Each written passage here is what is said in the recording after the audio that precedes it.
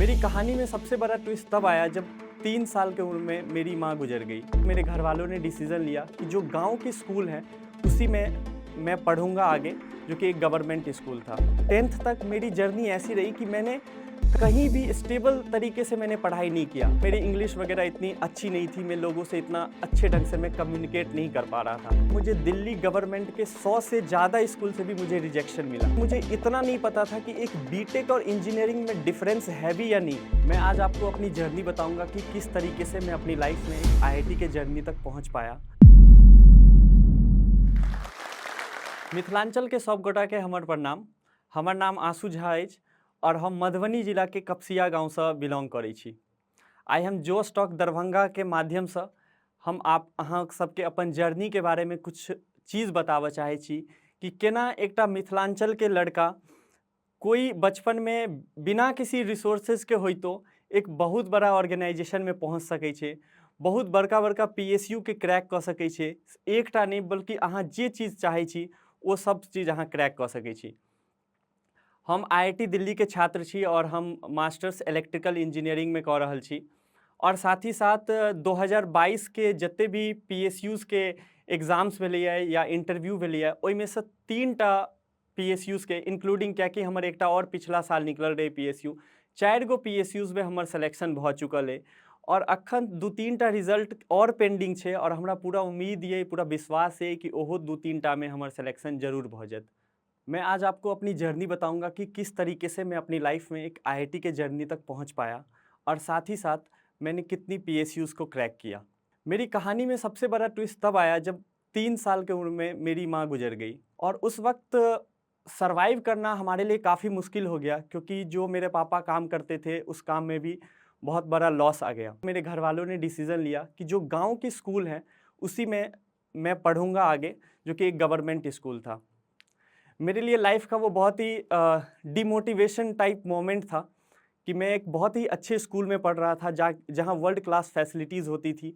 एक बैग को रखने के लिए एक बहुत बड़ा डेस्क होता था, बहुत अच्छे अच्छे लोगों के साथ मेरा इंटरेक्शन होता था वहाँ पे बच्चों के साथ। लेकिन जब मैं एक ऐसे स्कूल में गया जिस स्कूल में मुझे घर से वो जो धान का बोरा होता है जो कि गाँव में, तो उस बोरे के साथ मैं स्कूल जाता था। मेरे हाथ में 2-3 किताबें होती थी और मैं नीचे बैठ के वहाँ पे पढ़ना स्टार्ट किया। मुझे जब मैं वहाँ पे पहुँचा तो मुझे बहुत ही रोना आता था क्योंकि आप सोच सकते हैं कि जब आप सीबीएसई स्कूल और एक बड़े स्कूल में आप पढ़ रहे होते हैं तो आप जो ड्रेस पहन के जाते हैं वो काफ़ी क्लीन होता है और मैं उसी ड्रेस के साथ उस गवर्नमेंट स्कूल में भी जाने लगा। लोग मेरी तरफ देखते थे कि पता नहीं ये किस स्कूल से आया है, लेकिन जो आसपास का माहौल इतना बढ़िया नहीं था कि मैं उसको कॉप अप कर सकूं। तो मैं आपको बता रहा हूँ कि 10th तक मेरी जर्नी ऐसी रही कि मैंने कभी कहीं भी स्टेबल तरीके से मैंने पढ़ाई नहीं किया। लेकिन मेरी कहानी में सबसे बड़ा ट्विस्ट तब आया जब 10th का रिजल्ट आया तो मैं पूरे स्कूल में मैंने टॉप किया, जो कि बिहार बोर्ड का स्कूल था एमएससी हाई स्कूल लोहा, जो कि मेरे गांव के बगल में ही था। मेरे बड़े जीजा जी का फ़ोन आया जिस दिन मेरा 10th का रिजल्ट आया था। उन्होंने मुझे कॉल किया और उन्होंने जब मेरा रिजल्ट देखा तो उन्होंने कहा कि तुम दिल्ली आ जाओ। तो मुझे लगता है कि जो मेरे लाइफ का एक कांस्टेंट ग्राफ चल रहा था कि जहाँ हिंदी मीडियम से मैं पढ़ रहा था और मैं पहले इंग्लिश मीडियम का छात्र था, तो मेरी इंग्लिश वगैरह इतनी अच्छी नहीं थी, मैं लोगों से इतना अच्छे ढंग से मैं कम्युनिकेट नहीं कर पा रहा था। लेकिन जब मैं उनके साथ दिल्ली आया और दिल्ली में मैंने कई सारे स्कूल्स में अप्लाई करना स्टार्ट किया कि मेरा एडमिशन 11th क्लास में हो जाए, तब मेरे कहानी में एक बहुत बड़ा भयानक ट्विस्ट आया कि जब मुझे दिल्ली गवर्नमेंट के 100 से ज़्यादा स्कूल से भी मुझे रिजेक्शन मिला। और उस रिजेक्शन के सिर्फ 4 कारण थे और एक रीज़न ये था कि मैं बिहार बोर्ड का स्टूडेंट था, वो अदर स्टेट वाले को अप्लाई नहीं करने देते थे और ऊपर से अगर आपका हिंदी मीडियम हो तो बिल्कुल नहीं करने देते थे। और अंततः जो मेरे जीजाजी आए थे वो एक सेंट कोलंबस स्कूल में गए जो कि दिल्ली एनसीआर में पड़ता है। वहाँ पे मेरा एक प्रॉपर टेस्ट लिया गया और उस टेस्ट में मेरे सिर्फ 2 नंबर आए थे आउट ऑफ 50 और उसके बाद उन्होंने मुझे उस स्कूल से भी निकाल ही दिया था कि आपका एडमिशन नहीं होगा। लेकिन जो इस स्कूल के वाइस प्रिंसिपल थे, जो हमारे चेयरमैन थे, उनके उनके सामने मैंने रोना ही स्टार्ट कर दिया कि सर आप प्लीज़ किसी तरह मेरा एडमिशन ले लो, क्योंकि ये जो मेरे 2 नंबर आए हैं वो इस वजह से नहीं आए हैं कि मेरी नॉलेज अच्छी नहीं है। ये मेरे 2 मार्क्स इसलिए आए हैं क्योंकि मेरे कम्युनिकेशन स्किल्स में इंग्लिश लैंग्वेज को इतनी अच्छी तरीके से नहीं समझ पा रहा हूँ। मुझे किसी तरह ये सुनने के बाद कि इसकी इंग्लिश कमज़ोर है लेकिन इसकी नॉलेज अच्छी है, मुझे उस स्कूल में साइंस में दाखिला मिल गया। उस टाइम पोटेंशियल होते हुए भी मुझे इतना नहीं पता था कि एक बीटेक और इंजीनियरिंग में डिफरेंस है भी या नहीं। मुझे लगता था कि बीटेक अलग चीज़ है, इंजीनियरिंग अलग चीज़ है। उसी तरह जैसे मुझे बचपन में लगता था कि सचिन अलग हैं, तेंदुलकर अलग हैं। जब मुझे किसी ने सजेस्ट किया कि आप इंजीनियरिंग कर लो, क्योंकि आप अगर बीटेक कर लोगे तो आपको एक हाई पेइंग जॉब्स मिल जाता है, तो मुझे किसी ने बताया कि आप जेईई मेंस का एग्ज़ाम दे सकते हो।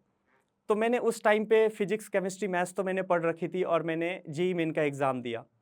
लकीली मेरे इतने अच्छे स्कोर तो नहीं आए, लेकिन मैंने उस एग्ज़ाम को क्वालिफ़ाई कर दिया और मैं एक स्टेट गवर्नमेंट कॉलेज से अपना बीटेक पूरा किया। इसके साथ ही जब मैंने एग्ज़ाम्स वगैरह देना स्टार्ट किए जो अदर गवर्नमेंट जॉब है, 2022 में ही मुझे मिनिस्ट्री ऑफ इंडियन रेलवे की तरफ से DFCCIL एक डिपार्टमेंट है, उससे मुझे ग्रेड बी की पोस्ट की एक नौकरी लगी थी।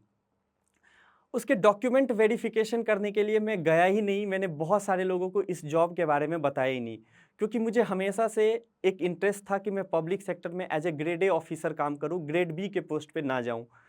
ये आप कॉन्फिडेंस कह सकते हैं या आप जो कह सकते हैं आप कह लीजिए, लेकिन ये सपना बहुत ही पहले से था जब मैं कॉलेज में पढ़ रहा था।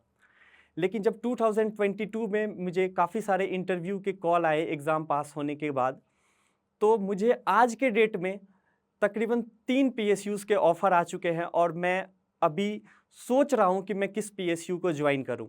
और आने वाले दिनों में मेरे 3-4 PSUs के ऑफ़र और आने वाले हैं और ये मेरा कॉन्फिडेंस है कि मुझे उन सभी PSU में मेरा सिलेक्शन हो जाएगा।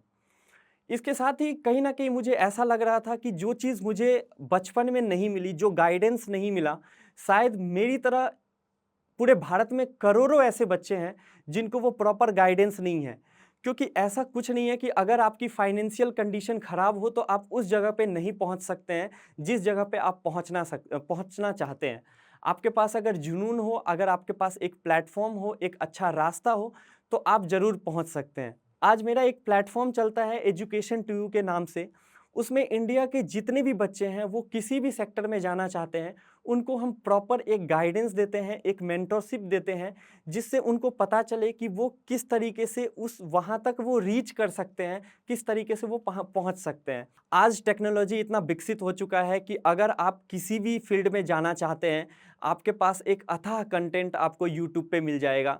जिस भी फील्ड में आप जाना चाहते हैं, अगर आपको लग रहा है कि मेरे पास ये रिसोर्सेज नहीं है, तो आप मुझे इस वीडियो के देखने के बाद आप मुझे कभी भी मैसेज कर सकते हैं। मैं आपको बताने के लिए तैयार हूं कि आपकी लाइफ कैसे चेंज हो सकती है, आपका बैकग्राउंड किस तरीके से चेंज हो सकता है। अहाँ सब एकरा सब्सक्राइब करू, लाइक करू और जत्ते से जत्ते मैथिल छै उनका बीच में शेयर करू और नया नया प्रेरणादायक कहानी बहुत सारा खिस्सा अहाँ के सुनल मिलत, तो बस बनल रहू।